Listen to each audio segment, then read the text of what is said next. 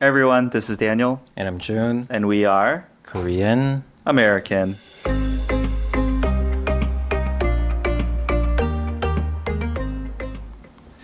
Morning. Hey, June. Happy Friday. Happy Hey, Friday. Daniel. First of all, June, Mm-hmm. your fan is wireless. Yes, my Yeah. phone's wireless. You didn't know before. No, you said last time I unplugged it and dragged I the whole thing recognize over. that. Mm. It's like, I think most fans these days are Yeah. wireless, as far as I know. And for our listeners, this is like one of those floor fans, not like a handheld Yeah. fan that a lot of Koreans carry to stay cool. Yeah. But yeah, I've never seen a wireless floor fan before. I think part of me thinks, okay, if it's meant to be the house, of course it can be near an outlet pretty easily. Yeah. And then also, I imagine wireless things to be weaker, so it can't blow as strong as like a wired fan. Yeah.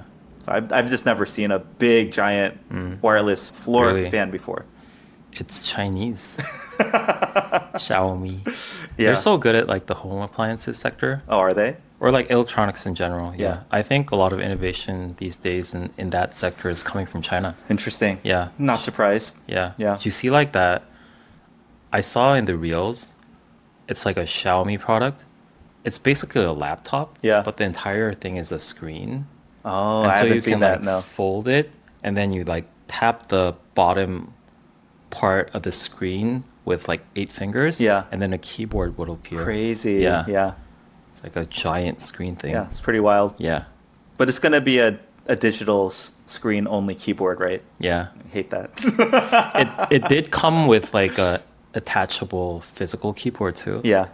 But For yeah, that tactile feedback. everything's going like non-physical these days. Yeah, I know.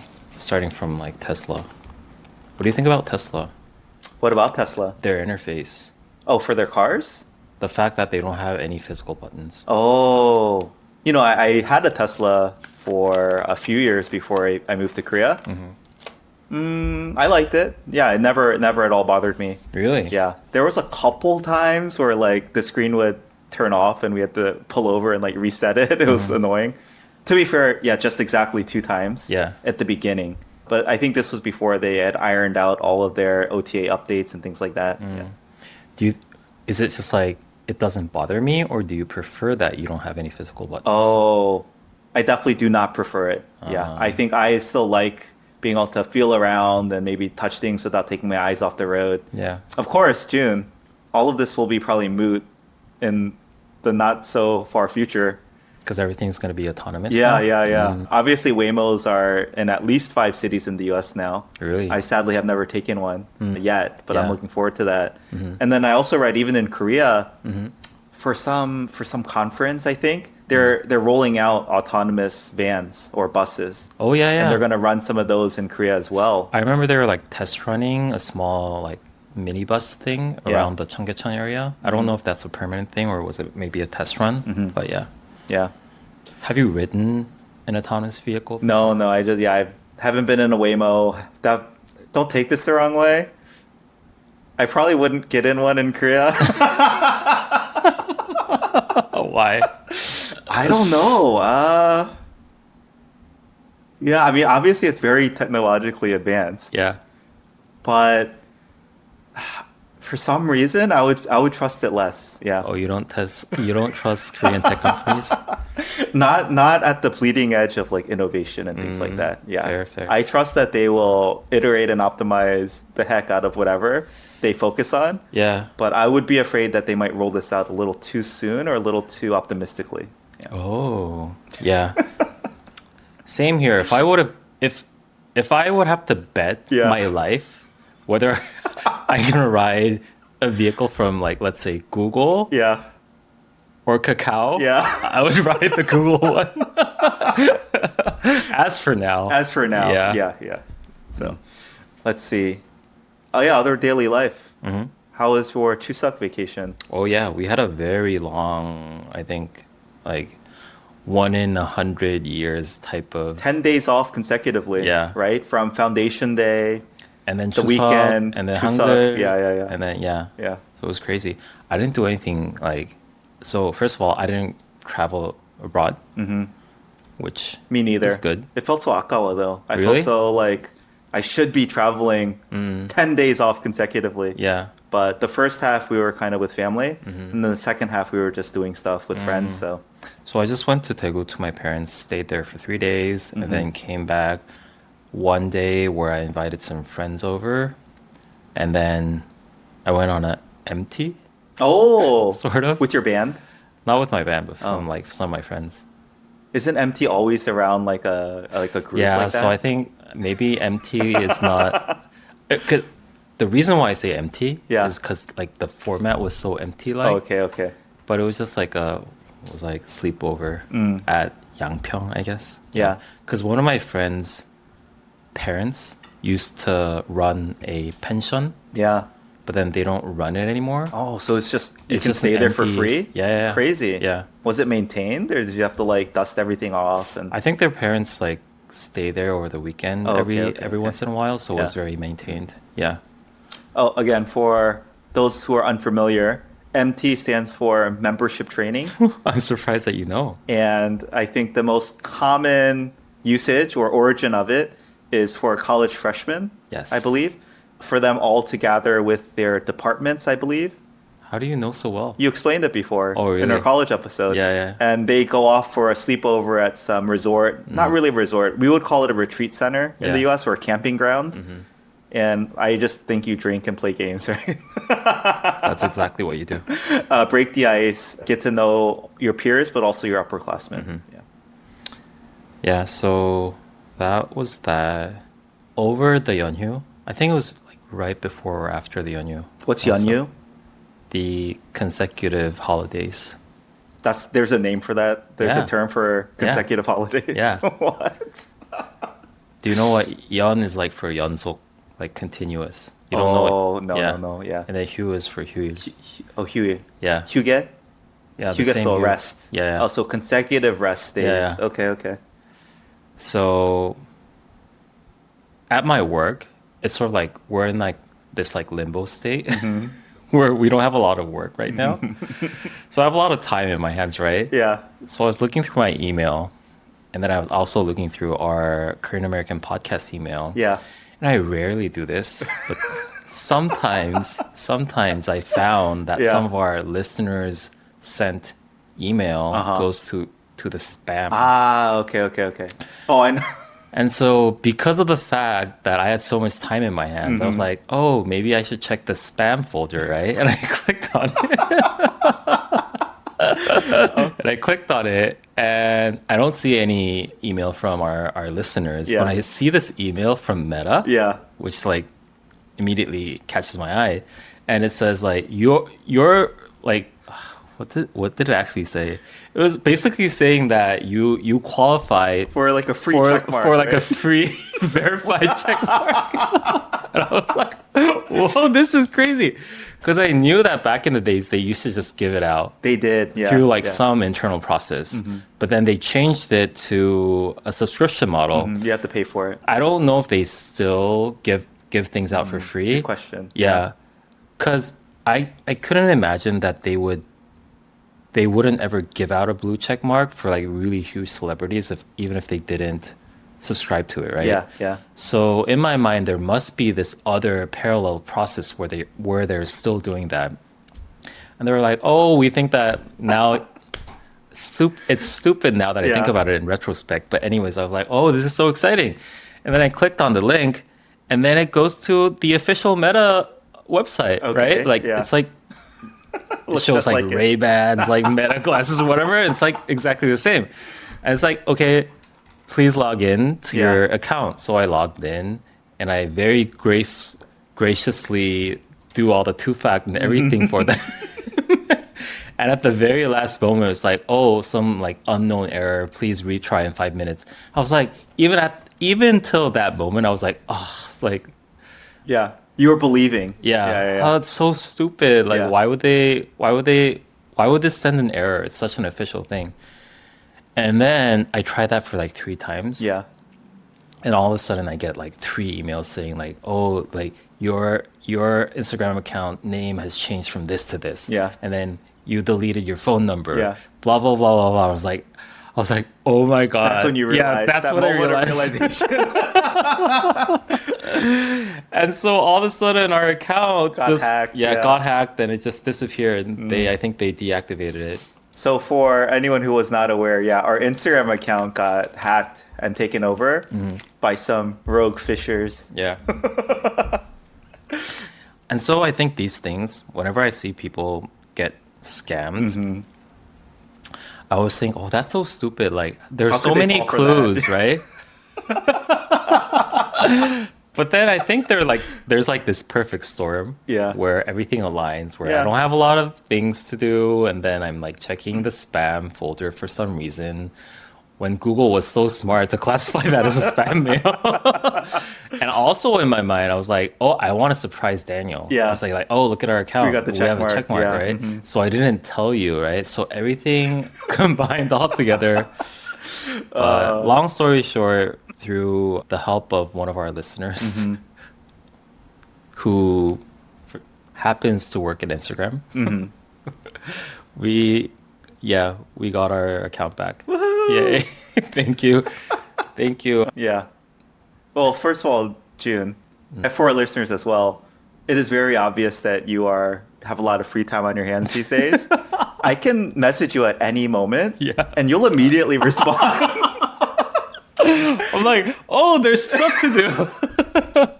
It used to be like, if I messaged you during the workday, I wouldn't expect you to get. Yeah. You'd still be pretty prompt, but let's say within the hour or two. Yeah. Now it's within the second. And second, for our listeners, I've worked with June in a professional capacity before. Yeah. You're very productive. Yeah. You don't, twiddle your thumbs, idle around, take 2-hour lunches. You're very productive. Yeah. But these days, you have nothing to do. So. No, I was actually being very productive in other sectors. I can just imagine how bored you were clicking through on your laptop through the spam mail of your podcast. Wait. But on a more actually productive note, I did make that plan drawing. Oh, yeah, that's awesome. Yeah. Do you want to describe it for our audience? So for a very long time, I had this idea, because I have a background in architecture, where I wanted to draw out a plan of my house with like all the living actual furniture described in the plan, and then frame it as if it's like a art piece, right? But it's just like takes so much time and effort that I always had it in my mind and never did it. So now I have so much time in my hands. So I actually did it, and yeah, it's hanging right there in my wall. Should I show them? No. Oh, we could show it if you want. Later, yeah. I think it's cool because it both is very fitting that for you, right? Because of your architecture and design background, right? And it's, again, for the listeners, just describing it, it's like an overhead view bird's eye view of his apartment. That's called a plan view. Okay, that's what you said? Yeah. I don't think listeners know that. It's the plan view. Yeah. And then it starts with, of course, the blueprint. But then you add in all the furniture, and there's even your cat there. And so I think it's really cool. As soon as I saw it, I was jealous. I was like, I want this for every apartment I've ever lived in. Oh, yeah. Or every house I've ever lived in. Yeah. So the long-term project that I want to pursue is that every time I move to a different house, I'm going to do this. Yeah. So I'll have like all the plans of my houses that I ever lived in. Yeah. It's super cool. It's like, I think what a lot of people do in the US is they'll put up, there's a way to combine basically, let's say, every state or city you've lived in on a map, and then you put like a heart or star in the city on that map, exactly where you live, right? And then it's like kind of your history, right? Your living history. And I think this just takes that to another level. Yeah. For me, Chuseok, we just visited, again, my in-laws who live in Paju. I think the cool thing there was we went to a local nearby jimjilbang. Oh, so local spa. jimjilbang. Yeah, so it's in not Paju. one of those fancy ones. No, it's not fancy at all. Oh, those are the ones that you like. I loved it. Yeah, it was so awesome. Yeah. And it wasn't that crowded. Even though it was on Chuseok Day, it was open. But there weren't that many people there. And so our kids were just running around, and I didn't feel bad. Just like no nunchi, just like letting them be loud and have fun. And yeah, they made friends with some of the other kids too. So yeah, that was really nice. We rolled up the towels and put them on our the head, yangmoris. like Princess Leia here. It's called the yangmori. Yangmori. What's yang stand for? Sheep. Oh, sheep. Yeah, just like sheep hair. Let's see. What else do I want to talk about? Oh, we went to Seodaemun Seodaemun. Seodamun. So I've been wanting to go there, I think, because I think it's very culturally rich. And again, correct me if I'm wrong, but it was a prison during the colonial times. So I think Japan used it as a prison and put a lot of political prisoners and whatever in there. And so, yeah, it was very big, but I've been wanting to go for a while. My wife had already been before as a part of the Korean summer camp she used to run. So yeah, she suggested we went, and yeah, really glad we went. It was good for me to, I think, walk through and see. And I can't quite say, like, I have a very vivid memory, June. I think I was 8th grade. Along with my school, we went to the Holocaust Museum in Washington, D.C., because that's where I grew up. Yeah. And having access to the Smithsonian and everything is Is really, that the really one awesome. that's like a zigzag? Like the building's very interesting looking. Yeah, I don't remember exactly. And then, kind of also very recently in our maybe two summers ago, we got to go to the African American History Museum as well. And in the basement floor of that is also like really, really moving and really kind of Powerful. very impactful. Like I think it really frames things and helps you understand the history a lot more. And yeah, I was hoping that Seodaemun did the same thing for me. I don't want to be insensitive, but it didn't hit the same way. I don't know why. I think maybe there's too much light. It didn't really feel like the journey of the Holocaust Museum and the African American History Museum, even though, I'm not Jewish or African American, right? I think the journey that those museums take you on is just so powerful and impactful and moving. Yeah. But yeah, Seodamun, we had a good time, but more than anything, it was just nice to walk around and learn a little bit about history. But more than anything, just be there with the family was kind of fun. Yeah, so I have to be honest, it didn't hit me the same way. I'm curious, have you been to Seodaemun, and do you remember it having an impact on you? I'm pretty sure I've been there. I think it was like more than 5 years ago, but I mostly went there for to look at the building, architecture. and the exhibition. The building's pretty cool. Yeah. Yeah, I don't really recall what the exhibition was about. I'm pretty sure for maybe the Holocaust Museum or the African American History Museum. Yeah. So I think America is very good at like theatrical exhibition. Right. Agreed, yeah. Yeah.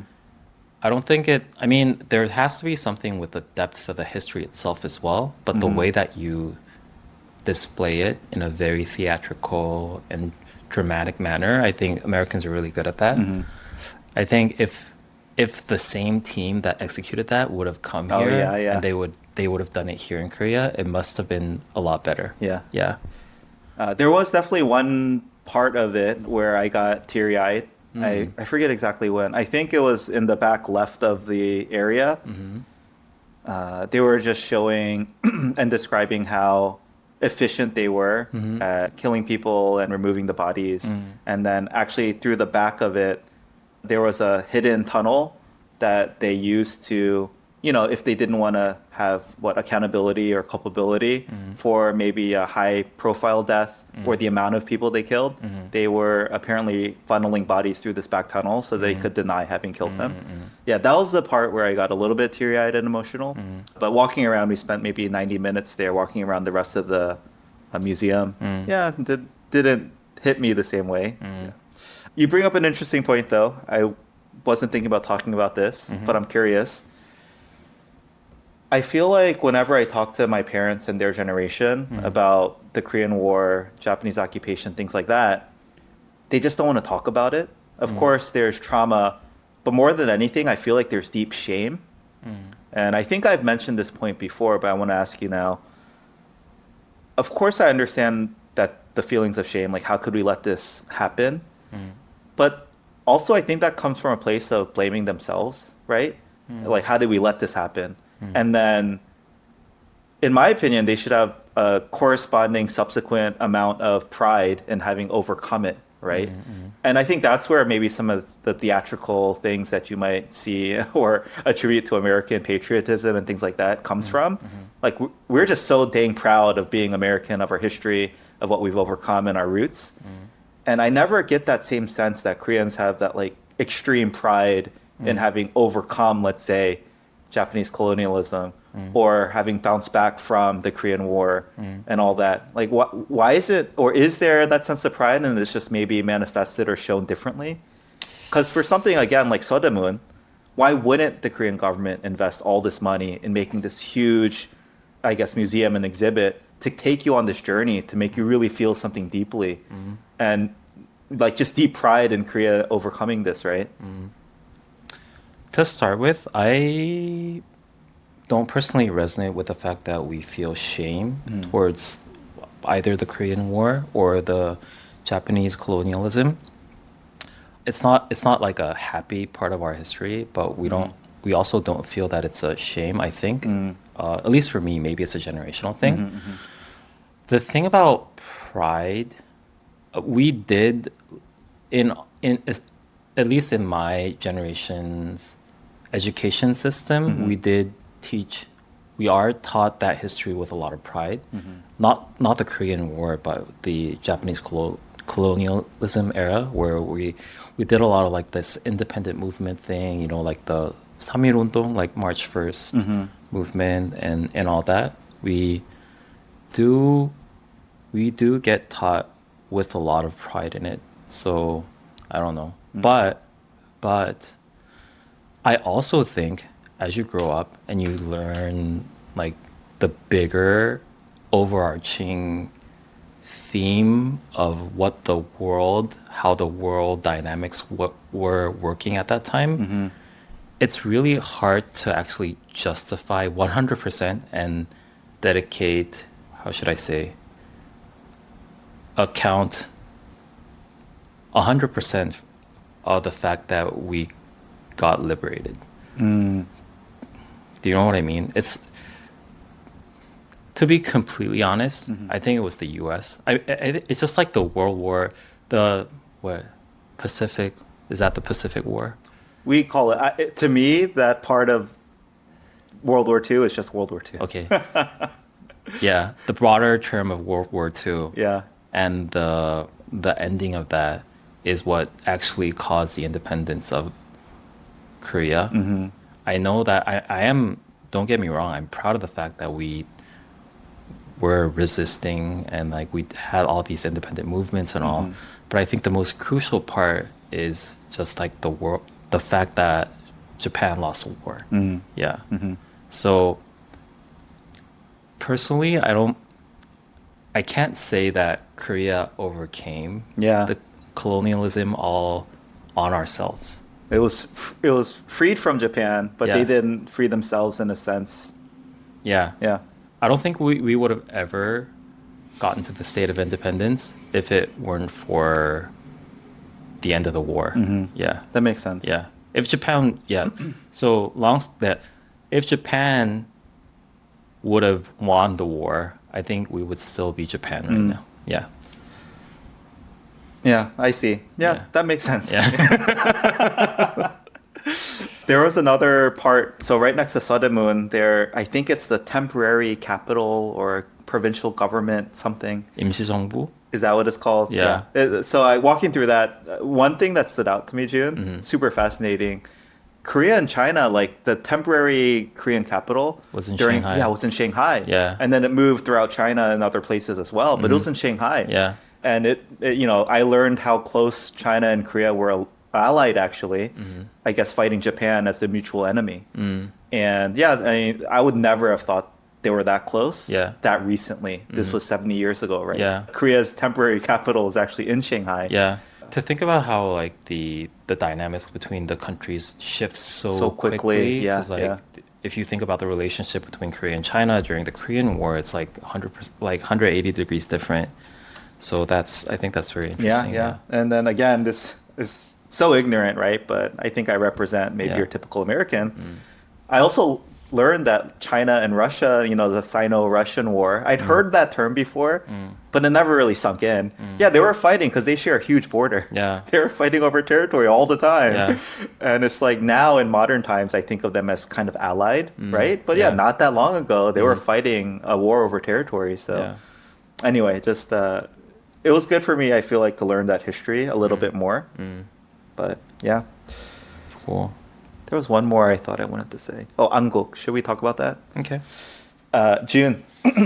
So, at my church, there were two very gracious people that we're in a small group with. And they offered to give my wife and I a date night. Yeah. And so they babysat our kids for 4 hours. And my wife and I went on our first nighttime date in 4 years, literally, since we moved here. Congratulations. So Wait, this not even during your anniversary? No, we usually just celebrate, get a lunch during the day when all the kids are at school. So yeah, it's our first nighttime date. And then, we have a young kid, so that's why I feel bad asking anyone to watch the young kid alone, plus the other three, like in a small apartment or whatever. It's just a lot to ask anybody to babysit. And yeah, we have enough free time during the day that I think it's been okay. But yeah, I have to say, it was awesome. Like just being out. And I've always known in my mind Seoul is a great city to date. There's so many cafes and beautiful spots and like nice walks you can take, and they just really invest in the city in that way. I feel like in a sense it's made for couples. But yeah, it was just nice. We went to Anguk, and I think this just tells you how little, let's say, yoyu, like mind space my wife and I have. On the subway ride there, we knew we'd have like an hour. So we were frantically trying to find like, where should we go for dinner? What should we do after? Wait, then how did you get onto the subway? Oh, you're just like... No, like we planned everything on the subway ride up there. We didn't plan ahead. But how did you know where the destination was? We had settled on the destination. Oh, yeah. How did you settle on Anguk though? Instagram. Okay. I think that's a good choice though. It's a very... I love that area. Yeah, I my first time there. Yeah. Very popular with tourists, I think. And it's just very Instagrammable. All these cafes and shops and stores. Yeah. And it's kind of it's right next to Insadong, I think. So a lot of Hanok style things. Yeah. Again, very aesthetic. So yeah, we went there. We had dinner at a Japanese place, and then walked around because we didn't plan ahead, so we had to wait 30 minutes to get seated. And then after that, we went to a cafe for dessert, and then came back. Which cafe? Is it a famous one? No. Yeah, I don't. We walked around a couple that we wanted to go to, but they were either closing, or kind of out of good desserts. I see. So yeah, it was nice. It was so nice to walk around at night and just see and experience the city. I think the one thing I'll say, man, like at dinner when we were ordering, we were like, we felt like we might have ordered too much. But we were like, whatever, like start one chance, just like over order if anything. Yeah. So we ordered like 4 main, like nice. maybe two apps, but 2 main things. And then we also got drinks on top of that. June, the price, and I think this was like a mid to high tier. It wasn't like cheap place. But when the bill came out, my wife and I were both just laughing because it came out to something like maybe 140,000. It's like, I don't know, $100 maybe in US. Yeah. This would easily have cleared $200 in the US, right? With drinks, with tax and tip and everything on top of that. So we were just like, man, if we move away from Seoul, we're going to miss this so much. Yeah. And then, the cafe, the dessert, everything was so good. Anyway, that was nice.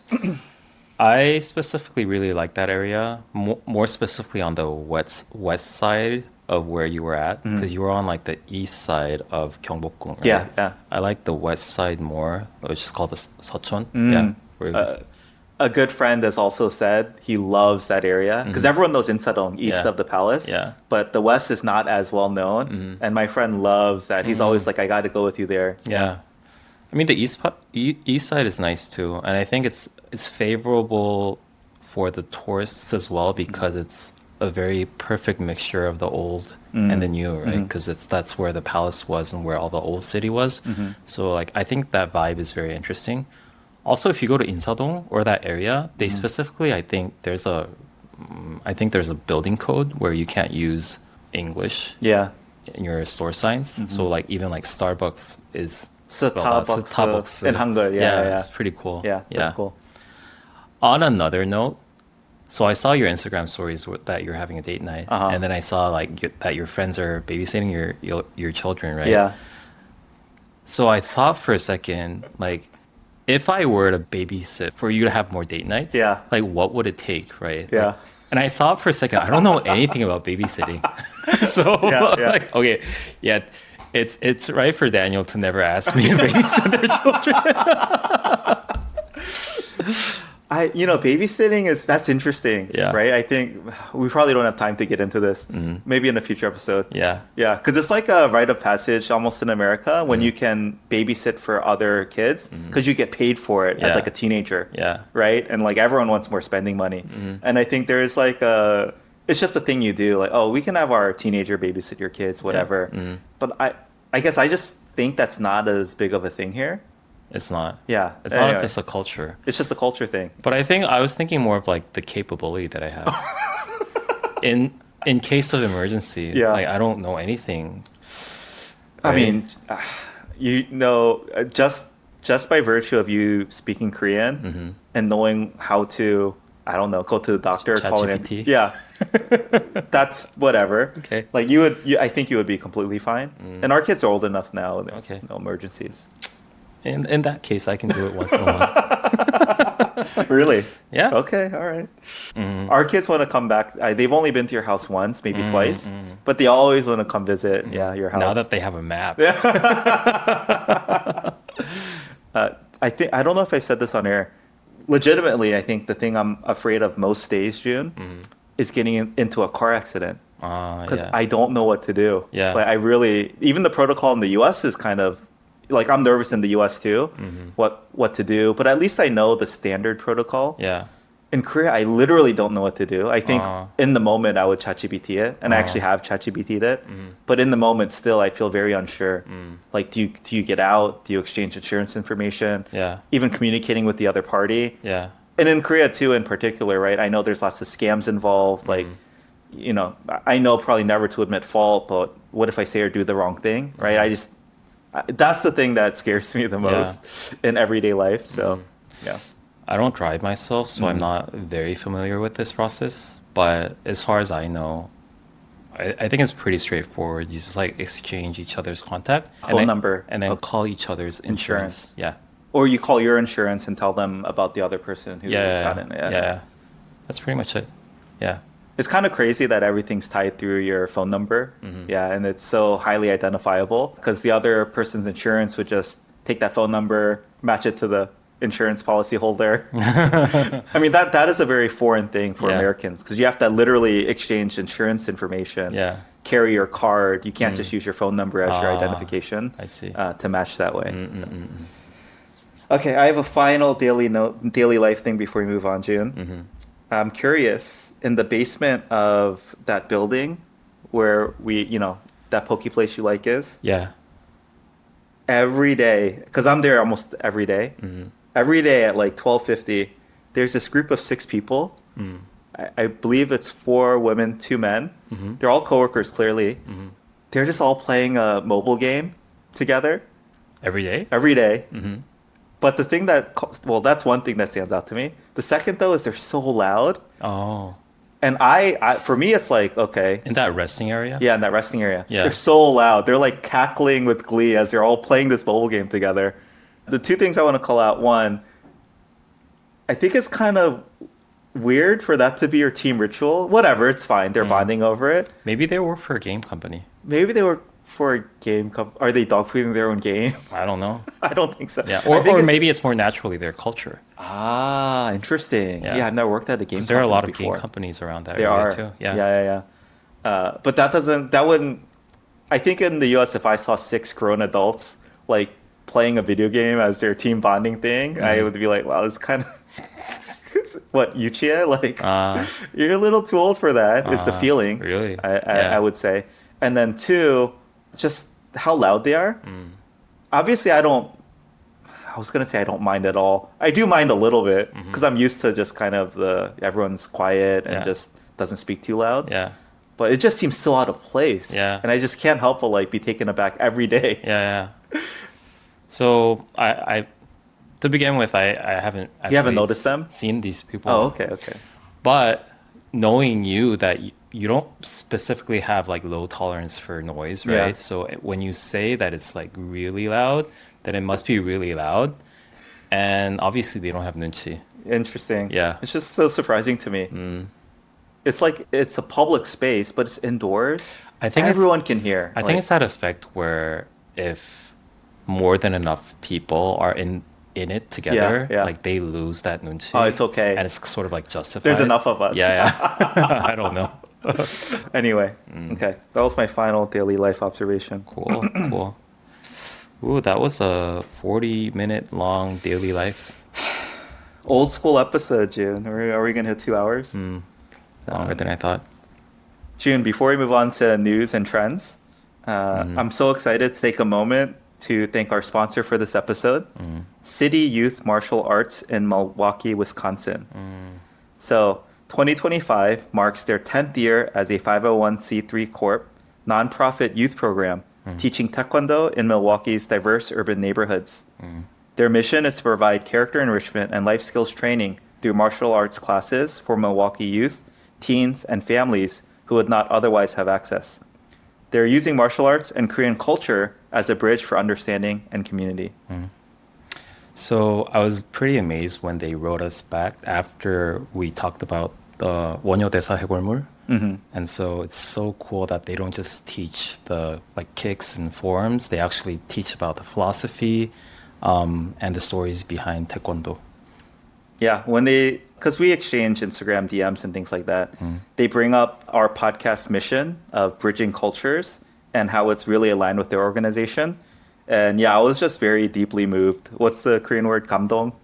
감동. 감동해서. I was really like moved by what they said because they really saw what we were doing and how it aligned with what they were doing as a martial arts nonprofit. And so, yeah, I really love what they're doing for their community. I also got the chance to learn a little bit about Milwaukee. So it's by many measures, the most, if not one of the two most segregated cities in the U.S. And yeah, they're just really, I think, showing kids what happens when you can combine discipline, history, and compassion. And yeah, we're just so proud to be able to partner with them here. Every week over the last year, they've been serving over 350 kids. And yeah, their classes are entirely free and donation-based. So families give what they can, when they can, and they don't turn away anyone because they can't pay. And the program is supported primarily through individual gifts, fundraising events, and foundation grants, as well as the work of volunteers. Whether you're Korean, American, or just human, we really encourage you to learn more about this amazing organization by searching up City Youth Martial Arts Milwaukee. You can find links to their webpage in the show description. Please do check them out and consider supporting them. June, I've personally donated myself already. Oh, you did? And yeah, I think there's no other way, a better way to close it than just sharing exactly what they sent us. That is, City Youth Martial Arts wants to remind you that in today's tumultuous landscape, the small things matter. We encourage everyone to help in a way meaningful to them. If you have the means, donate. If you can't donate, volunteer. If you're unable to volunteer, share and share again. And I know this is specifically about their organization, but I know their heart. And that message would be for everyone in any capacity, in whatever organization I think is close to you. Yeah, do what you can. I think it really, really does matter. All right, back to news and trends. Moving on to our next section, and we're going to talk about news and trends now. We have a handful of really big news that we want to cover. Okay. That happened throughout the past month or so. Where should I start? We definitely do have to cover the Cambodia incident. Okay. Yeah, because Cambodia is like all over the news right now. Is it really big in Korean news? It's very big. I've read a couple headlines, yeah, but it's not like the biggest thing for me. It is the biggest thing in Korea right now, I think. Yeah. So, okay, I'm just going to briefly read over the summary. Yeah. So, the Cambodia incident. This incident involves South Koreans implicated in online scam organizations involving voice phishing, romance scams, and whatnot, operating from the quote-unquote crime complexes in Cambodia. The issue became a major public crisis recently, triggered by the shocking death of a South Korean university student who was held captive and died from torture. This event exposed the severity of the situation, leading the South Korean government to dispatch a joint response team. A brief timeline is that on October 18th, so after this, I guess, October 18th, 64 Koreans detained in Cambodia were. I've never seen this word before. Repatriated? Repatriated, okay. To South Korea on a chartered flight and immediately arrested upon arrival.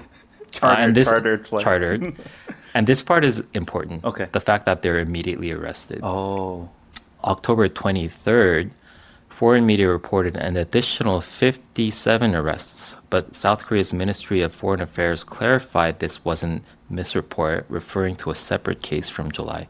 Oh. So their arrest. Oh, okay. Yeah. So it's South Koreans involved in scamming South Koreans. Yes. From Cambodia. Yeah. I didn't realize that. So the Korean public are understanding this as the news is unraveling, Yeah. because in the beginning they all thought these people were kidnapped Yeah. and sent to these camps and Exactly. they're tortured to death. Yeah. But then now they're realizing, I think there are very very marginal people who are actually like that. But majority of them, they actually volunteered knowing what they're doing Yeah. to join these camps. Yeah. Wow. Okay. Yeah. Now I know why it's more dark. Yeah. So most of these people are resisting to come back to Korea because they know that they're going they're gonna be prosecuted, yeah. convicted. Yeah. And it is it's very interesting because the public is somewhat now blaming the victims, or like victims slash whatever. They're also not the victims as well. Yeah. But it's also important to note that Cambodian government also so corrupt in the fact that they're so integrated with these crime complexes. Oh, is that what they're reporting? The Cambodian government is also very implicated in this? Yeah. Oh. They say that the amount of money that they make Yeah. per year through these crimes is worth like 12 billion Jeez. USD. Okay. And it makes up for half of Cambodia's GDP. Oh my gosh. And so therefore they think they probably is understanding this as a very like cash cow money making industry. Yeah. But they can't officially address this, but they're very, very integrated into the government and high officials. Yeah. Yeah. They must be bribing people just to be able to operate these kind of scam rings from Cambodia. Which is exactly the reason why the government isn't doing anything. Yeah. I see. So it's kind of it's a complicated issue. Yeah. Yeah. What's the general, I guess? So one thing I saw, I believe, is Korea has officially recommended no one travel to Cambodia, even as a tourist. Yeah. But was it a high tourist destination to begin with? It wasn't. Yeah. But even still, like having a blanket, I don't know if it's a ban formally or strong recommendation not to travel there. I think it's banned formally now. Formally banned. Wow. Yeah. Okay. Yeah. And then, what else is the local response, let's say, to this? Like, what's the sentiment and feeling?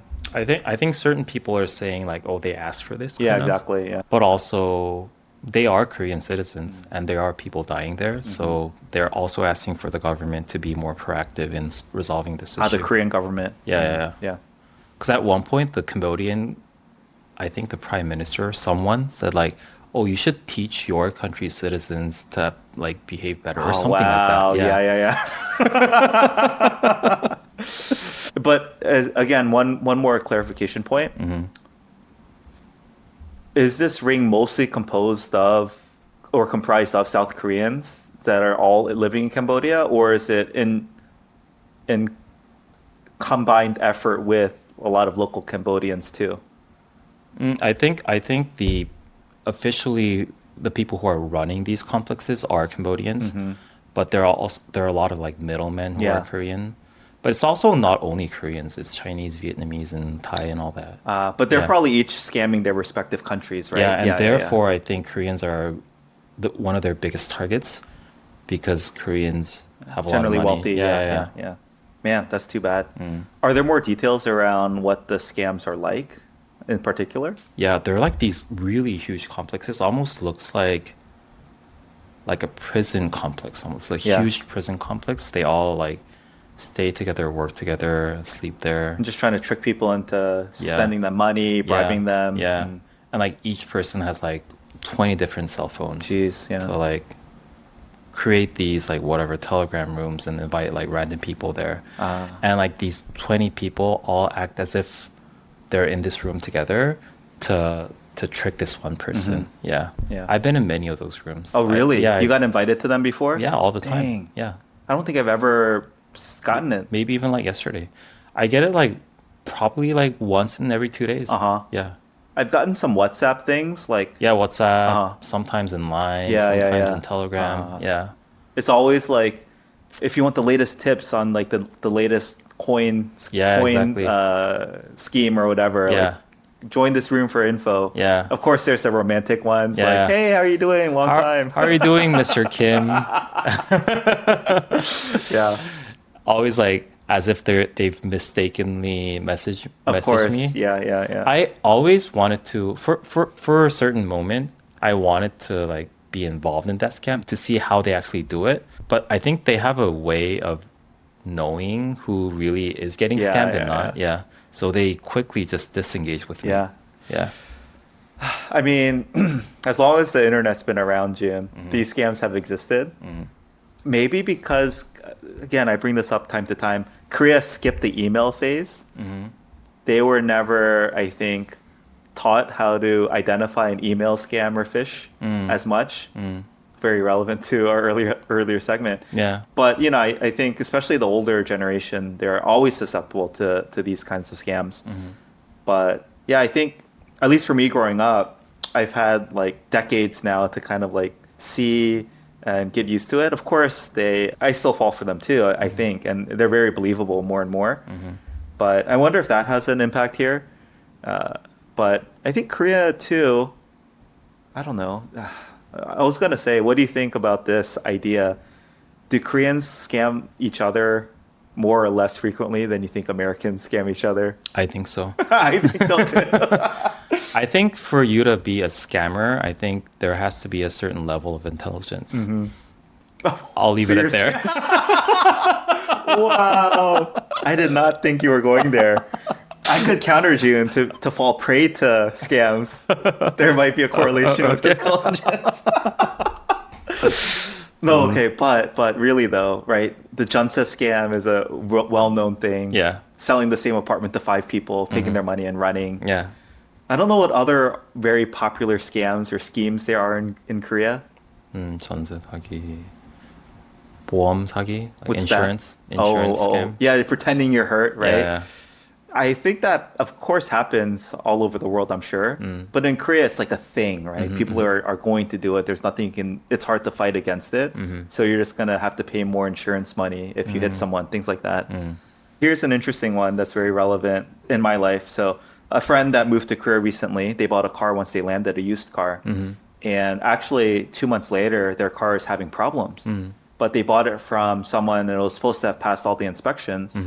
But they said, yeah, it's called a lemon law. There's no lemon law in Korea, I think. What's a lemon law? Basically, in the US, because a very common scheme was used car salesmen selling you very bad or broken cars, that they just patch up enough to run off the lot.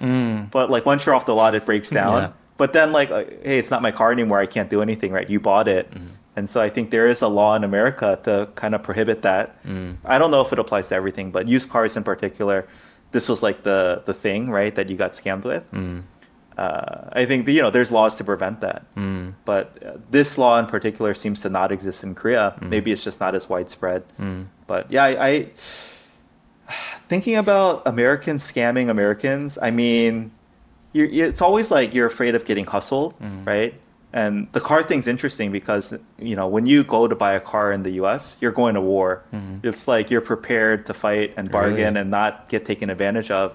Whereas in Korea, there's zero of that because I think they're so standard and there's so many dealers. The competition is such that if you're not giving a fair price, you're just not going to exist as a business, right? And so I don't feel that same level of fear at all going car shopping in Korea like I do in America. But as far as like day-to-day getting, scammed or taken advantage of in the US, I don't know. Yeah, maybe nothing comes to mind. I think for most Americans, the running joke would be something like you get an email from someone claiming to be a Nigerian prince, right? That's a meme. Is that a meme in Korea? Nigerian prince? No? No. Again, I think Americans are targeted extra online because, again, yeah, America is the For wealthiest romance country. scams. Romance, I think specifically I was talking about just as generally the wealthiest country in the world. Like, yeah, Nigerian prince is just a meme. It's like, everyone claims to be a Nigerian prince trying to give you their inheritance, or they need someone in America to help them move money. Yeah. So this is what I think. I've heard that in a healthy society, there's always a certain percentage of crime rates. And it's even unhealthy if you have zero crime. Interesting. So there's like a certain amount of crime rate always existing in a healthy society. And if that's true, and if we assume that both the Korean and American societies are relatively healthy, there has to be a percentage of certain crimes happening. Interesting. And a lot of that is allocated to like more violent crimes in the US. Whereas in Korea, we're not that violent, Yeah.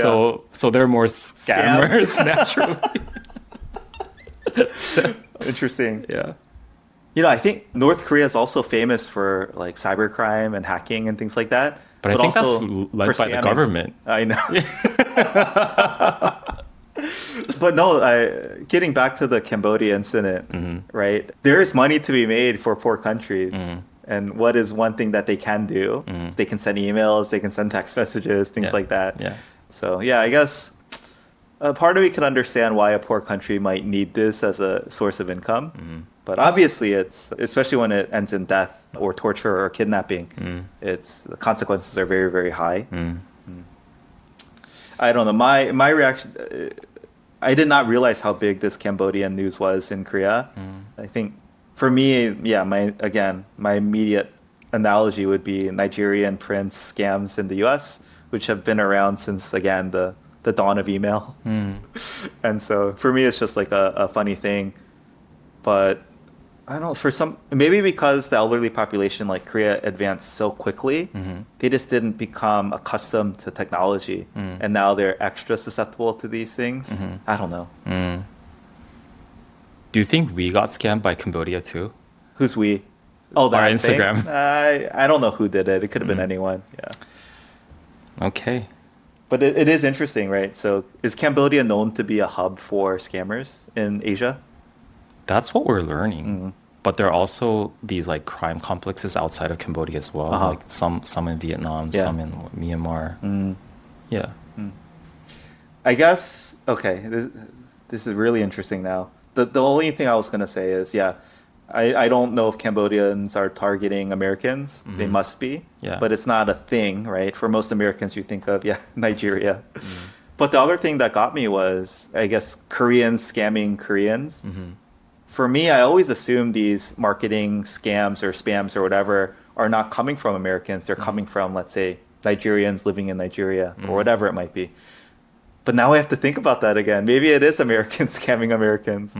After all, who's better to scam your own culture and your own people than one of you, right? Also, if you think about how like these crime complexes are detaining Korean citizens and torturing them to death, I don't think they're brave enough to do that to an American. Oh, interesting. Because America's like one of the few countries that they can actually raid Yeah. the complex and maybe bomb it. Yeah. God. Whereas like no other country would not be able to do that, not because of their military force, Yeah. but because of political reasons. Yeah. That another news topic comes to mind, though. I don't know if it's worth diving into it. But talking about that soft power or government backing, right, for its citizens. Yeah. There was a South Korean citizen that was kidnapped, I think. They were protesting the Palestine war. Is that it? Do you remember Really? that article? No. Oh, okay. And haven't Korea heard. made extra effort to get them back, and I think they did. In a sense, kind of flexing their political, I guess, clout now. Yeah.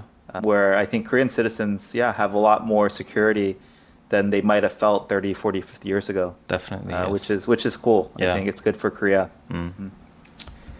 Okay. Moving on to the next topic. It's called the so-called in Korean 10-15 부동산 대책. Don't tell me. 10-15. 10-10, what? No, never.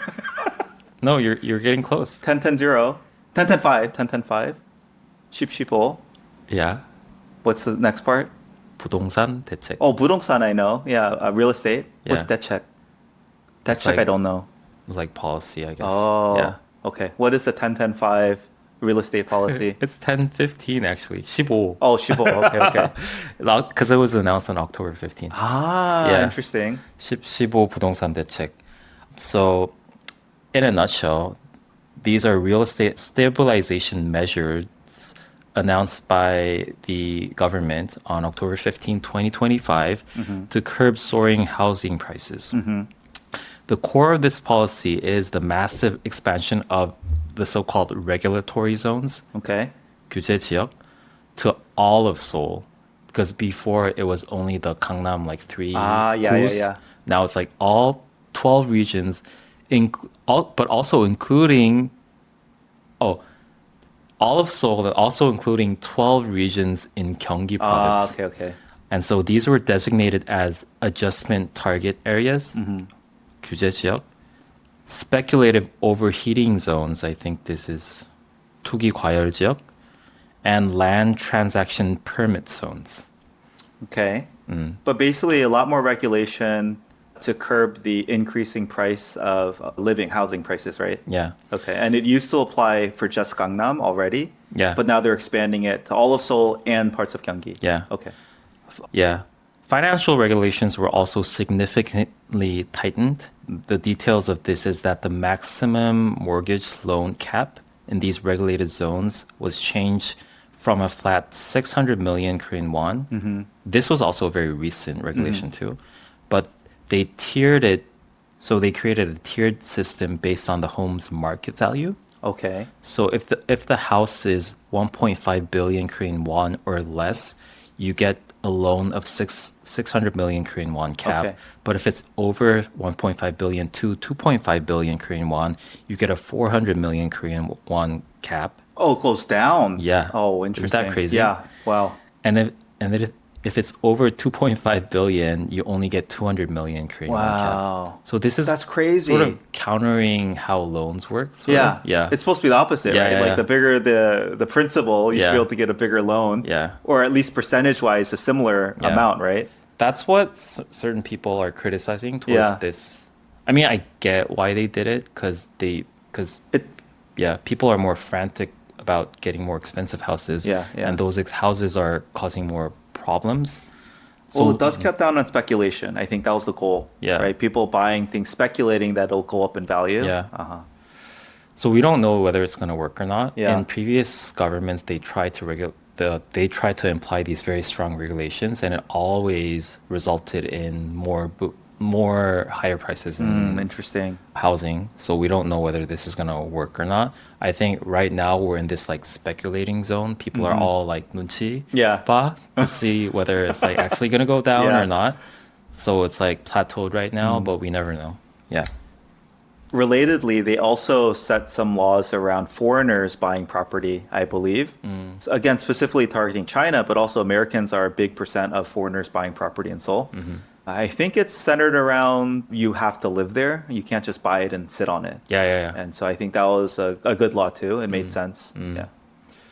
Yeah. At the end of the day, proof is in the pudding, as they say. If the housing prices stabilize, and I don't think it can go down given how the Junse system works, as I've said before. But if they at least stabilize, then it's great, right? But there could be a host of other factors as well. It's hard to really point directly to this down the road and say this is what caused or helped prevent housing prices from rising still, right? Could be macroeconomic conditions. Yeah. It could be exchange rates, all sorts of things, right? But in general, I'm a free market capitalist, so I feel like regulation in general introduces inefficiencies to the free market. Yeah. And therefore, in general, it doesn't actually serve the purpose of lowering costs anywhere. What do you think about the general house value these days in Korea? It seems high, like unsustainably high relative to what my understanding of salaries are. Yeah. It's just impossible. Yeah. That's what people think, but Yeah. it just keeps going up and up, which is crazy. You know what a lot of countries do, June, to combat this? They just build a lot more houses. Yeah. So this is where, you just need to create more supply. I'm not sure if that is such an easy fix in Korea. Land is very limited. And also people, if there's a lot more supply, people will just continue to move here. It's already sucking up so much of the population from the whole peninsula. Supply is tricky in this context because it's not a matter of scarce supply, I think. Or it is, but it's only limited to very expensive areas, right? So it's not like the sheer volume of supply lack. So it's very hard to build a lot of houses out in the outskirts of, let's say, a Seoul. It wouldn't be very effective. If you were to build more houses in the Gangnam area, maybe it's going to be very effective. Yeah, but there's no space there. there's no space. Yeah. I think it comes back to me to the point of why Koreans are speculating so much in real estate and willing to put in so much money. Yeah. It is the best way to build wealth in Korea. Yeah, there's no other tried and true way to accumulate and build wealth as much as real estate. And again, the amount of people, just to reiterate previous points to maybe new listeners, people do not necessarily live in the house they buy in Korea. They buy purely on investment. Yeah. Will this go up in value? Yeah. And again, that is a consideration for Americans, but Americans primarily buy where they want to live. We want to live in this house we're buying. Yeah. We're putting a mortgage, 30-year mortgage, whatever, right? And Koreans just think so differently because of the junse system, I think, enables that. Yeah.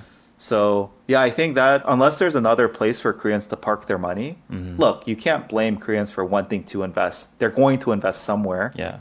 And if it's not real estate, there needs to be an alternative, right? Yeah. And it's not the Korean stock market. It's not bank with high interest rates, right? They don't have these other vehicles. So, yeah. So I think the problem, at least what the current government is seeing, is that all of these money is going to a very unproductive sector, right? yeah. And therefore, they're also in parallel trying to promote and encourage people to invest in the Korean stock market. And that's why the Kospi index is, I think, all-time high It right is. now. It's going up, yeah. They're loosening up a lot of regulations to like somewhat redirect the monies getting poured into real estate to the stock market. So they're already doing that. Yeah, Great. yeah. But we still don't know how effective it would be. Yeah. Yeah, the housing prices in Korea are insane. Yeah, that's what I always tell people when they're thinking about moving. If you can somehow figure out housing, everything else is pretty affordable. Yeah. Sorry, very affordable. Food, healthcare, etc. Yeah. Transportation, but housing is really, really crazy. Yeah. It's also related to the fact that Koreans all like the same thing. Right? they all try to gravitate towards the same type of lifestyle Yeah. and where you live, and therefore that's why I think Gangnam is so overheated. If there were to be more a diverse spectrum of like lifestyle that people prefer, like some people might want to live outside of Seoul, some people might live like somewhere else, right? But everyone just wants to live in this one like very crowded area called Gangnam. Yeah. That's probably another reason. Yeah. What are your thoughts on it as someone who doesn't yet own a property, but obviously has aspirations for it? I think I'm just generally indifferent in 부동산 in general.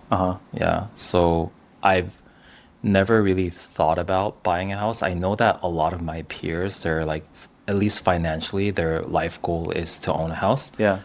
It just somehow never registered to me. Interesting. It's not that very important to me. Yeah. And I don't know. One of the reasons why, when I ask my friends, like, why are you so interested in buying a house? Of course, it's like investment related, but also Yeah. they say that they're tired of moving around, Yeah. which I'm not really that like. So I generally like living in different spaces. Yeah. So I don't really feel that inconvenience that people say that they're experiencing. Yeah. Why do your peers maybe move around so much? Because again, I think Korea has very good regulation with rent control. So they can't raise, let's say, your junse more than 5% every 2 years. Yeah. But what's causing all your friends to move around so much? Well, I think maybe, but after 4 years, you have to either increase the price or move somewhere else, right? Oh, is that true? I thought every 2 years the max they could raise from the previous junse was 5%. Oh no, for 4 years, you can only increase it once. Yeah. And it has a 5% cap. Oh, but and then after that, 4 anything? years. Yeah. Oh, I didn't know. Yeah, Okay. I just didn't know. Interesting. Why don't they just extend that? That's what they're trying to do. The government's trying to do that. Okay. But so also very anti-house owner. Yeah, they don't like it. Yeah. Yeah. Of course. Interesting. Well, I would say definitely in America, the two things that stand out to me. Yeah, home ownership is a goal. It's a sign that like you made it in a sense. Not every city has good rent control regulation too. So landlords can be real jerks. Yeah. And people are forced out, kicked out, can't afford to continue living where they're living. So yeah, that stability is really nice, especially once you start to have a family. I think it's really valued. Other than that though, I think, June, in America, like the numbers you just said, by the way, like if it's over 2.5 billion, you only get 200 million in loan amount. Yeah. So you basically have to pay 90% of the Yeah. property cost. Out of your pocket. Insane, Yeah. right? I mean, during the lowest point of American history in regards to this, you could put zero down and get the full loan amount. But definitely more like 10-20% is the typical mortgage, maybe Yeah. 30. Yeah. Not 90. I mean, it's just crazy, right? And America is I think, do their best to try to ensure everyone can buy a house. Home ownership is really something that the government tries to push for. It seems like it's not the case in Korea. Yeah, like the government's not trying to make it easy for people to buy homes. Yeah, which I find it's interesting. Yeah, maybe it's a city thing. Maybe it's a supply thing. Maybe it's an economic thing. I'm not sure. But yeah. The goal is the same though, right? I think you said even for our generation, Koreans do have this goal and aspiration to buy a home. So that's the same. But yeah, the government's not actively pushing and trying to make it easier for people, it seems. Yeah. Okay. I have some more. Okay. This is a little bit more lighthearted, yet controversial. Okay. It's the W Magazine Breast Cancer Awareness Incident. I heard about this. Yeah. Yeah. So, fashion magazine W Korea faced severe backlash for its 20th anniversary of Love Your W charity event on October 15, 2025, which was criticized as being tone deaf and inappropriate for its stated cause. So, I know that from like pop culture media, there is this culture in America where they wear like the pink ribbon and like celebrities gather wear like pink and sort of talk about breast cancer awareness. And I think they tried to mimic that, but it was done in a very insensitive way, I guess. It had too much of a party vibe. I see. And I think one of the biggest controversies is that there was like this performance by this, I think he's Korean American singer, Jay Park. Okay. Oh, he's very famous. Yeah. I think he's one of the most famous. Yeah. And he sang one of his, I think it's hit songs called 몸매, which is like body figure. Oh, yeah. And oof. the lyrics include a line called, I'm going to read this in Korean. 지금 소개받고 싶어 네 가슴에 달려있는 자매 쌍둥이둥이. You know what this means? I can infer Yeah. that the twins they're talking about are... Yeah. It's like, I want to get Memories. introduced to the twin sisters hanging on your chest.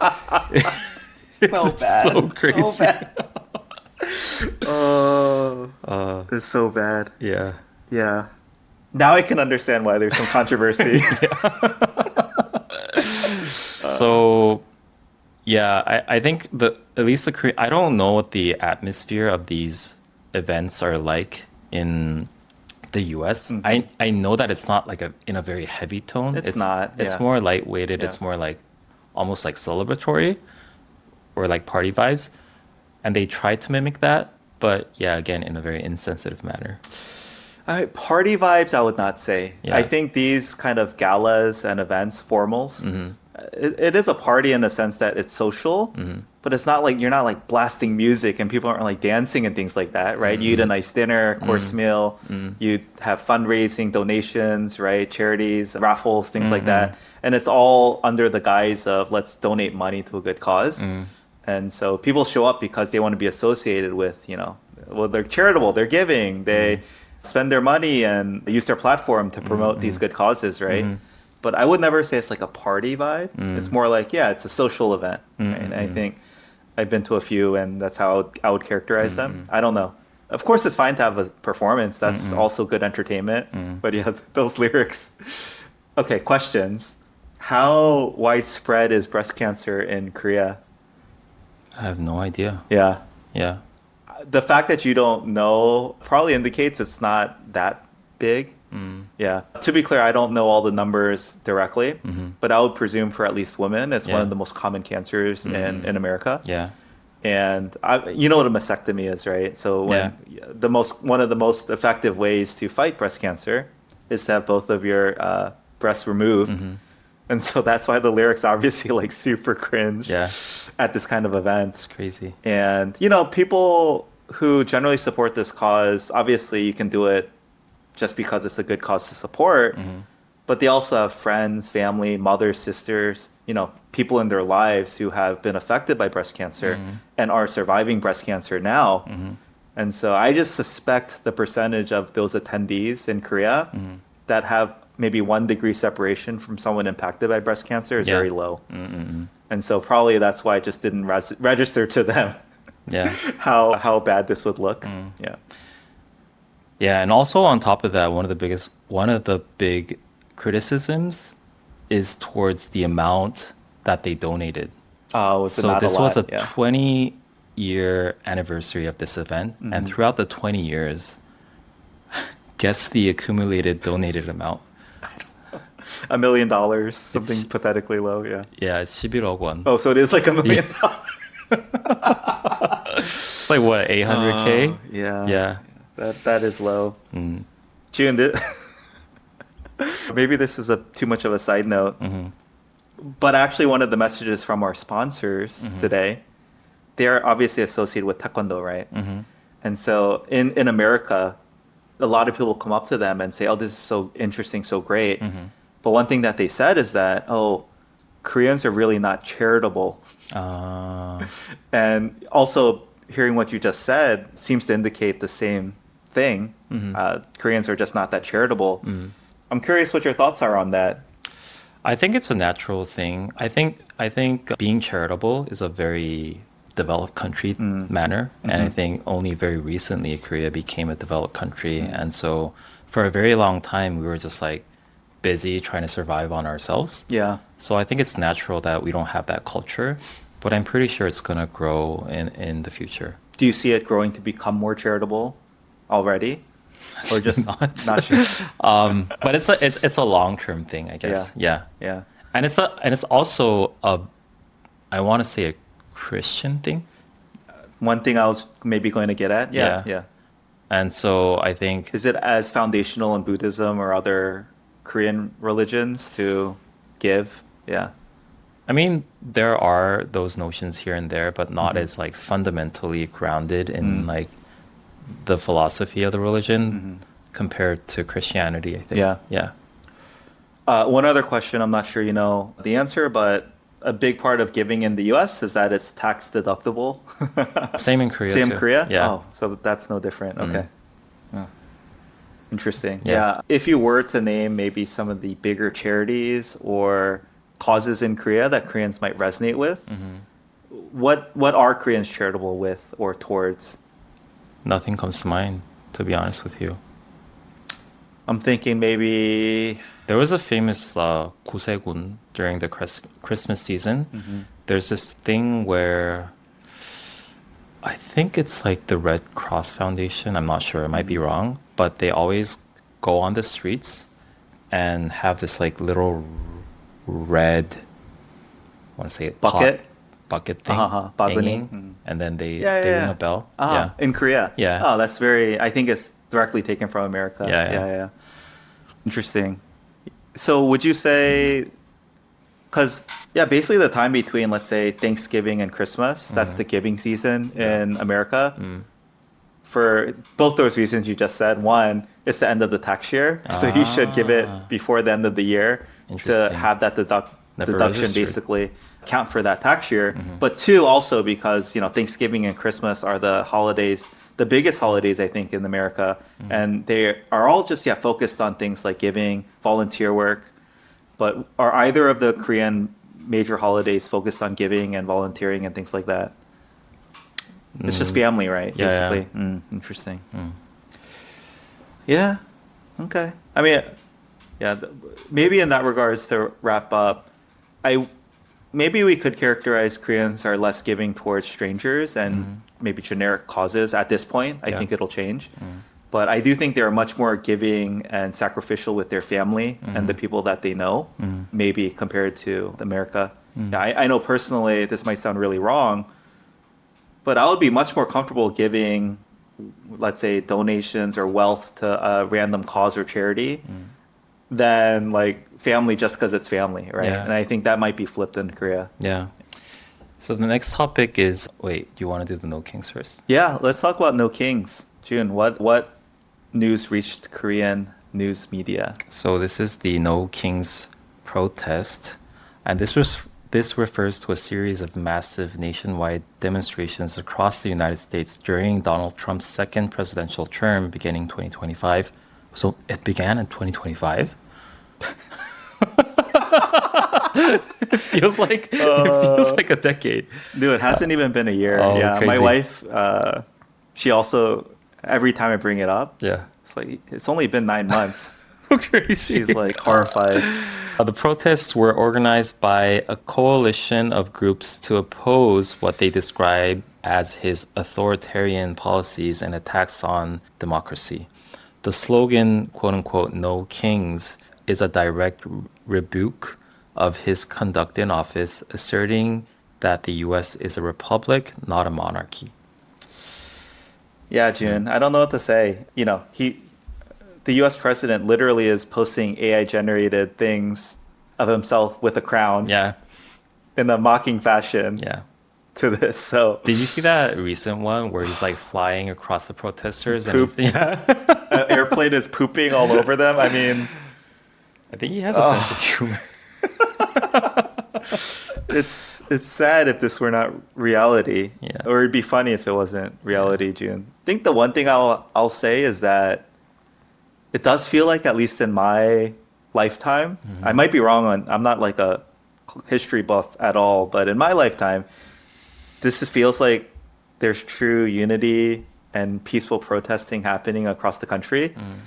I know the BLM, Black Lives Matters protests were really widespread as well. But at least, I don't know if it's media bias or whatever, but the portrayal was those protests were not very peaceful. But No Kings, at least by and large, it feels like it's been very, very peaceful. And yeah, I know they started back in, I don't know, June or maybe earlier. Yeah. But the most recent weekend, it was actually maybe 1 or 2 weekends ago.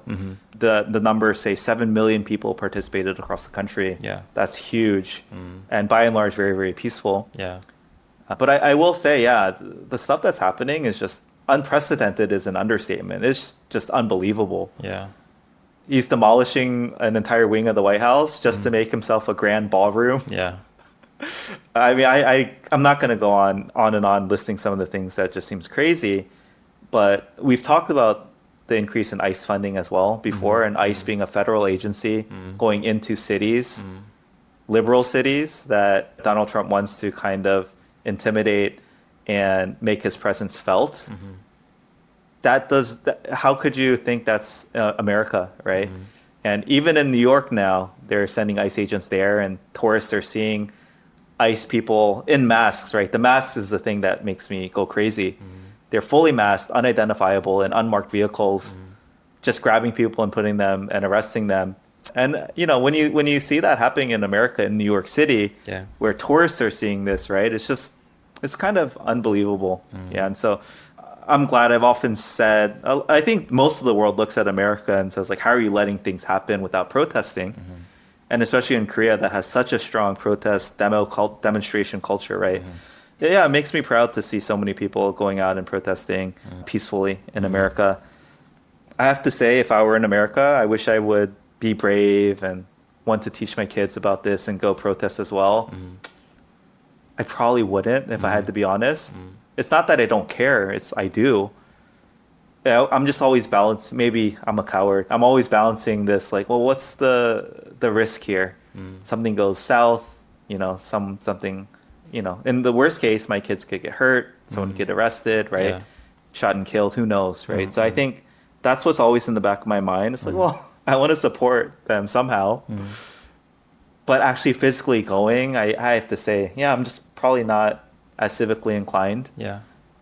I'm not proud of it, but yeah, just being honest, I don't know if I would have been there myself. Yeah. I mean, I would be scared myself too.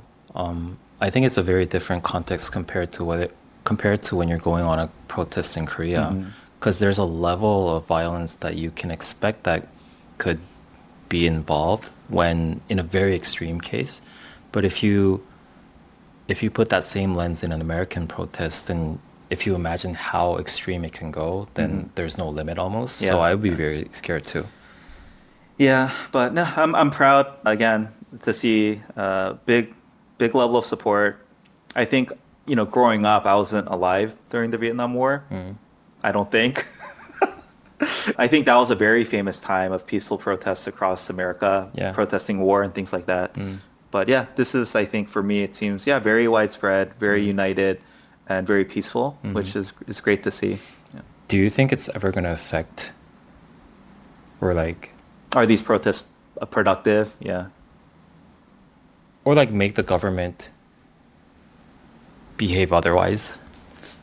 It used to be public sentiment mattered a lot. Yeah. I think that is no longer the case, sadly. One Reddit post I read, I thought would put it well though, and some American person was describing the French view of American protests, which is, no, in France we don't stop protesting until change happens. In America, you just protest one day on the weekend together, and of course, that's not going to do anything. But you can imagine if 7 million people came out every single day, demanding change and not stopping until change actually happens, it could be more effective. Yeah, so I think that part is still not there in American protest culture, as far as I'm aware. What are they asking for? Good question. Yeah. I'm not sure. I would suspect, again, just a return to a bit more normalcy. So that I think is the part where the protests could get a little less effective. There's not a very clear demand in a sense. What do you want him to do, right? I know what my number one request would be, though, which is like less federal overreach. Yeah. And specifically sending federal agents and troops into major cities. I think that to me is very scary. Yeah. And signals when, Americans are now turning against other Americans in a sense, or the federal government is pitting Americans against other Americans in a sense. I think that part is scary. Yeah. A bit of a tangent. Yeah. But I've been in a protest in the US. Oh, you have? Yeah. I don't know if I've ever been. Yeah. I think I might have, but I don't remember. Yeah. And I think it was in 1990 or 1991. Yeah. Isn't that crazy? That's when the LA riots were happening. Yeah. Were you in LA at that time? Whoa. There was a peace demonstration or like a peace march. Yeah. Amongst the Korean community, and I remember participating in that with my parents. Wow. Yeah. So your parents went out too. That's great. Yeah. Yeah, I'm pretty sure I've never been to a protest. But if my friends, I'm not precluding it, but obviously it's not something that registers in my memory. I was like, I cared so much about that issue. If I had gone, it would have been like just friends like, we're going to this to support this. Do you want to come? And I would have probably said yes. Yeah. Okay, last topic. June, I read, this was a bit ago now, but it registered to me because it hits close to home. I'll share more. But I read that they're banning janggi, is that Chinese chess? Yes. In Tapgol Gongwon, so Tapgol Park in Seoul, which, as a part of our previous team and project, we had gone there for some research. And I think I'm very grateful for that experience going to Tapgol Park before. And was quite, I don't know, a little sad to see like, why are they banning Chinese chess here? So I don't know if you know more about this, but I wanted to discuss with you. It didn't hit my news. I only knew because I think you sent me the article. If you read the article, it says that it's the reason for this banning is because to maintain the overall park atmosphere to a more pleasant one, because a lot of the times when these people were playing Chinese chess, like bets were involved and they drank and they fought and there are a lot of noise and all that. But I do wonder whether like banning it altogether was a solution, or like coming up with more regulations or giving them like guidelines to behave better. Yeah. Just staffing 1 or 2 policemen. Yeah. Yeah, I think the reason why I really liked going there, in a sense, it gave me seeing a side of Seoul I would have never otherwise seen. Yeah. Again, to paint the picture, I think there's hundreds of typically older men, I'd say in their 60s, 70s, more like 70s, 80s, I would say. And yeah, there's a bunch of these Chinese chessboards set up and they're just playing. And there's also a food kitchen, I believe, where they give free meals. Yeah. And so definitely, you know, these are kind of the marginalized people in Korean society. Old men that have very little social life. In my mind, outside of this, they probably get no socialization. Yeah. And maybe they even rely on this for food. So I don't think they're shutting down this food kitchens or anything. But giving them an activity like, you know, Chinese chess doesn't seem to be the worst thing. Yeah. To let them actually stay engaged and have some sort of meaningful, again, social interactions to do every day. And so it kind of broke my heart to read. I will also say, yeah, it is not a great area of Seoul. Yeah. That specific park. Very poor, again, a lot of cursing hearing around. Yeah. And also, it just so happened that one day we were there, June. I don't know if you saw this, but it's the only time I've ever seen like a physical fight between people. Really? Yeah, I saw it. Yeah. Oh. And this one of the store owners was coming out and just like railing on this old man on the ground. And the old man, I think, was just maybe he was drunk, but he seemed like a beggar to me. But yeah, he was right in front of their store, and the store owner was trying to get them to leave. And so literally physically pushing, punching, hitting this man to get him to go. And yeah, just hundreds of people watching and not doing anything about it. I think it made it seem kind of normalized, like, oh, this must be not a crazy occurrence. But also to the point, like, that we talk about a lot, interjecting into things that it's not your business to. I think Koreans are very careful when to interject. Yeah. They don't know what's happening, and maybe they could even be liable for something if it were to happen. Right? I've talked about seeing a woman fall completely on her butt on the ice, her coffee spilling everywhere. And like me, I had to fight my urge. I literally walked towards to help them up, but then I didn't because I realized 20 other people were just walking by and looking or ignoring this from happening. Yeah. So maybe I shouldn't either. But yeah, I just wanted to bring it up because, yeah, I think it's a good side of Korean society to make sure that people were aware of it exists, but it's so out of sight. And I think hiding it might not be, I don't know if that's what this is trying to do, but just getting it out of sight and banning Chinese chess for this old group of marginalized people in society, for me, feels sad. It's not like a good outcome in my mind. Yeah. I mean, you described it as like a not so good part of Seoul, but I also think it's one of my favorite parts of Seoul as well because it's very raw and uncensored, right? I think a lot of like these new towns in Seoul or in Korea try to portray this very like sanitized, you know, like almost like vacuum kind of atmosphere where everything's just clean and has no character in all franchises, exactly what Pagoda is like right now. Yeah. And I think the complete opposite is a place like Jongno, that area, or Tapgol Park, where it's like, it portrays a very real livelihood scene of what like real people are like in their daily lives. Yeah. And I also think it's unfortunate because it's like one of the very few places where you can see like this very distinct culture of old people gathering together and doing something. You never see this anywhere else in Seoul or in Korea, I think. Yeah. And it has a very strong character. And I think this is a very typical way of how like Koreans try to solve issues. Sweep it under the They rug, just like get rid of ban it. everything altogether rather than like investigating the situation, trying to come up with a solution where things can coexist, right? It's just like very easy to ban everything altogether.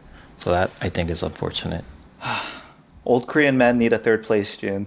Like They a third do. place that they can gather. And okay, if there's betting, gambling's illegal, they drinking and fighting. I know that's not good. Yeah. Yeah, but I think you can come up with something else other than outright banning it. Yeah. Yeah. I will say, right, for maybe one of the rougher parts of Seoul, you never felt unsafe. Compared to the US. I never felt unsafe, right? The worst thing I could see happening is some old ajashi hurling insults at me, right? It's not that bad. Okay. Trends? We can skip trends. Yeah, I don't have any. Okay. Yeah. All right, so we will skip trends. I think, does anything call out? Do you at least acknowledge my trend of tacos? They're everywhere now, taco places. Is it? I feel like, yeah. Other than that, I have not noticed anything in particular. I bet this taco trend would upgrade the Mexican food scene in Korea. As our former guest David described, that there's no good Mexican place in Korea. Oh, did we talk about Chipotle coming? No, Did we not? we didn't. We might have mentioned it.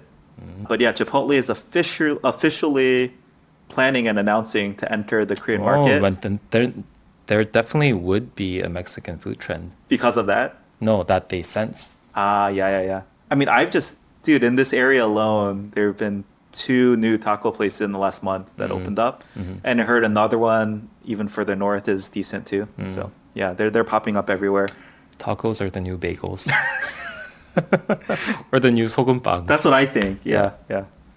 Any other trends? Oh, ever since you mentioned matcha or malcha, I see it everywhere now. Yeah, it's everywhere. matcha this, matcha that. So I definitely injung that, even though I did not notice it when you had mentioned it. Obviously, K-pop Demon Hunter stuff is still everywhere. Is it? Paris Baguette storefronts, CU. I think it's gonna get another boost during Halloween. Oh, I mean, it's next week. Is it? Yeah. Yeah, my kids dressed up today. As what? My daughter went, of course, as Zoe from K-pop Demon Hunters. Oh, dude, June, it was kind of stressful this morning. Yeah. I quickly looked up a tutorial of how to do Zoe hair, and then I did it. Yeah. And then I showed my daughter a picture of herself. And I'm actually really proud she did this. She looked at me and said, "Dad, it's not you. I'm really sorry." And then she undid it.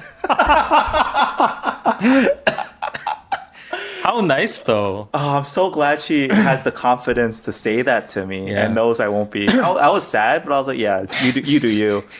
To my credit, actually, I think it would have been perfect, but Yeah. we didn't have bobby pins. Ah. And so Zoe hair, you need to it's like a bun tight to this thing. So Yeah. it's like basically hanging down a little bit because I only had rubber bands. Yeah. If I had just 2 pins for each side, it would have been perfect. Anyway, So she went as Zoe, Zoe. without the hair? without the hair. But the outfit was, it's the all white golden outfit. Also, this is like a dad moment. Her belly button area was showing. And it was the first time I've ever seen her wear anything like that. So I commented on it. Yeah. And then her and her brother were both like, yeah, but that's what the outfit looks like, Dad. And I was like, my first moment. My 8-year-old daughter, bare midriff. Anyway. Is that a Korean American thing? No, Do you I think like white parents are gonna be like that too? I think it's universal. I think all parents seeing their little girls grow up. But yeah, my son went as One Piece character, not the main, not Luffy the pirate, Luffy the monkey. Shoot, I don't know One Piece. In Korea, we call him Luffy. Is it Luffy the pirate? No, Monkey the Luffy. Monkey. Gosh, I'm so embarrassed. I don't know this. But he went as Pirate Hunter Zoro, who he wears like big giant green robe with Yeah. a red belt. Yeah. And he has a toy sword that actually goes with it. But the school didn't allow swords, which I was kind of annoyed by. Even if it's a toy. It's like clearly a toy plastic sword, but this is definitely in America. I would not even think twice. Yeah. I'm like, come on, this is Korea. Let them bring in a toy sword. Yeah. Anyway, it kind of doesn't look awesome without the sword, I'll say. But with the sword, it looks awesome. Anyway, so he went as Zoro. Nice. Are you guys gonna dress up too? Because last time you dressed up as like, I think Mario Brothers. Yeah, we've done family costumes before. I think we are hoping to go to Army Base next Friday for actual Halloween. Nice. And so we need to wear something, but it's not going to be extravagant. Nice. Yeah. Actually, we need to figure out costumes for our younger two. Anyway. Okay, so yeah, no trends. Moving on to the final segment of our episode, which is listener feedback. So we're gonna start with the poll that I posted in our socials Uh-huh. regarding shorts that I posted on a nunchi issue Yeah, with our former guest Rachel. yeah. To sum up the situation, it was her, I think, working in a cafe. That place was like the first floor is a cafe and the second floor is a bar. And it was like close to closing time or something.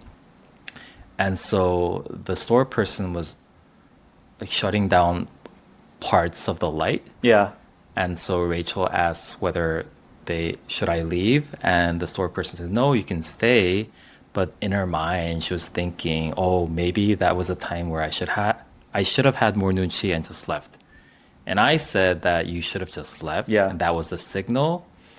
And I thought it would have been fine. Yeah. Yeah. And so we posted up as a poll. Yeah. I don't have my phone with me right now, so I don't know exactly what the results were. But I think, so I posted 2 polls, one in the post itself and one in the story. And I think both results came out pretty similarly. You can look it up. I don't. Yeah. So you made a feed post and a story post. Yeah. Okay. I bet it's similar. So yeah, it was Yeah. similar. It was like 70-30. Yeah, 70-30, 65-35. Yeah. What do you think about the results? I think since it's not an overwhelming majority, it's ambiguous enough that they could have stayed. Rachel could have stayed. Really? We also got some people writing in comments, which they were saying like, yeah, more and more they agree with my position, which is that Korean workers in particular are getting more and more straightforward. So I think they're less implying, and if they wanted her to leave, now they would have just said it. But I wanted to add the fact that they would definitely ask her to leave if they had justification to actually ask her to leave. Like, we're closed, you need to leave if now. if the closing time is at like certain like, let's say 8 p.m., they can ask like, we're closing, you have to leave. Yeah, But yeah. I think in this situation, it's not technically that they're closing. They had no legal right to tell but her they to would leave. prefer you to leave, and therefore, Okay. yeah. Wait, well, prefer 100%. They would prefer them to leave. I Yeah, get it. yeah, They yeah. want to close up and Yeah. leave themselves. So I think it depends on how you're interpreting the situation. Yeah. Yes, of course, you can technically stay, Yeah. but I think they would have preferred if she left. I would actually agree with both those. But Yeah. here's my other question, Yeah. which is really at the heart of nunchi. Do you think they were doing these things to get her to leave? For sure, they would prefer her to leave. But were they hinting, oh, now you should go? I think that's where nunchi really sits. That's what I got. Oh, okay. But I have to. I should have You have been to be there. there. Yeah. Anyways, Isn't nunchi all internal though, Jun? Like, it's like the One-Hyo Enlightenment philosophy. That's if true. If you know that you probably maybe if you should don't be care, leaving. then it doesn't exist. which is how I conveniently sometimes navigate through life in Korea. Yeah. I just don't have nunchi in it, and I'm proud of that Yeah. sometimes. Yeah. Again, I've never worked in like a kitchen or restaurant or whatever, but I have enough friends who have. Yeah. And they would all say the same thing. If the restaurant closes at 10 or last orders at 10, let's say, Yeah. that customer walks in at 9:55, everyone's rolling their eyes. You're like, no. That feeling is universal. It's Yeah. like, oh, just let us close up and go home. Yeah. But we have to serve them, right? Yeah. But I think nunchi is really at the place of like, oh, are they hinting indirectly at what they want you to do? Yeah. Everyone's going to want them to leave, but were they trying to communicate that they should leave is the question. I think that's why a lot of Korean restaurants these days, they have a last order concept, Yeah. which they used to not have before. Oh, really? That's Yeah. a new thing. Yeah. I think those have almost always existed in my mind. 30 minutes before the restaurant closes, the Yeah. kitchen closes. Yeah. Okay. Okay. There was actually another listener comment that I wanted to address. Oh, great. Yeah. Although it's in my Kakao and my Kakao didn't Sync yet. sync in my PC. But it was from a listener who sent me a message asking about how like Korean apartments look like. And so she thought that it was amazing to see that all apartment buildings in Korea looks all the same. And like, why is that so? Chicken coop. Yeah. Chicken coop. Yeah. 닭장. I think we've somewhat touched on this issue in Yeah, the we've previous episode. we've definitely discussed it before. Yeah. But can always refresh. I think it's a combination of people all liking the same thing combined with efficiency. Yeah. It's the most efficient to design a certain plan layout and then stack it up onto each other to create like the same layout throughout the entire stories.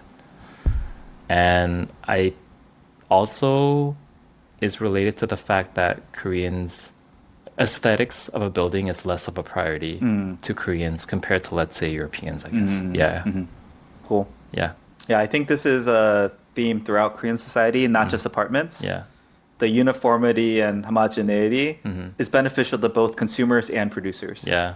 Right? It's like from a production standpoint, super efficient. Just make the same thing over and over. Yeah. And from a consumer perspective too, I don't have to have the individuality of thinking, oh, how do I want to customize? What do Yeah. I want? Yeah. If everyone has the same thing, you just pick the same thing, right? So I think it's definitely maybe a feature, not a bug of Yeah. Korean society. Yeah. But again, very much in line with the collectivist mentality Yeah. more than the individuality. Yeah. But I do want to address the fact that there has been internal criticism towards the cityscape being too mundane because of this issue. And if you see the apartments building recently, they are trying to do something with what the exterior looks like a little bit to break out of that. We call it like matchbox apartments, that aesthetic a little bit. So I think it's getting better. Yeah. It's also just hard, like just looking around here, when you have the sheer volume and density of apartments that Korea does, it's hard to make them look different at all. Yeah. Like, even if one building is the same, right? That's 1,000 units that Yeah. just look identical, right? So it's just also, I think, due to that factor. And also related to the fact that apartments are primarily an investment object. Yeah, rather than living in yourself. Yeah. It has to be very uniform, I Yeah. guess. Yeah. For resale value. For resale value. Just like why all the cars are black and white and gray. Exactly. You know how hard it is to sell a red car here, June? Yeah. All right. Okay. Okay. Well, that's everything we have for this week. Thank you for listening. Thank you. If you'd like to support our podcast, the best thing you can do is share our content with someone you think might be interested or benefit from it. Beyond that, if you'd like to support us financially, you can join us on Patreon. With the minimum cost of $1 a month, you can get access to our Discord, where you can discuss and connect with other listeners, talk about the latest episodes, give us feedback, and also suggest future episode topics. So since last episode, we have 3 more Patreon subscribers, starting with, First, thank you, Bethany. thank you, Bethany.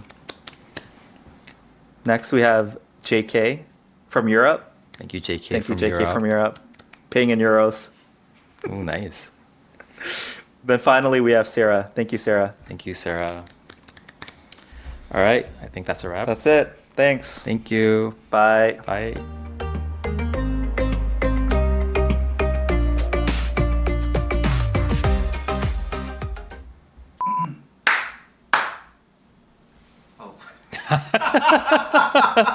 Blooper. My daughter went as, oh, she's gonna kill me. Rumi? No, Yeah, Rumi. the one with the buns, not the long hair. I only know Shoot. Rumi. I was right. Rumi. Oh, Rumi's the one with the no, it's not the bun. Rumi's the one with the purple hair. Is she? Yeah. No, Mira's Zoe's- the one with the long purple hair, isn't it? No, it's Rumi. Rumi's the main. And then you're referring to Zoe. Oh, Zoe. Okay, Yeah. Zoe here.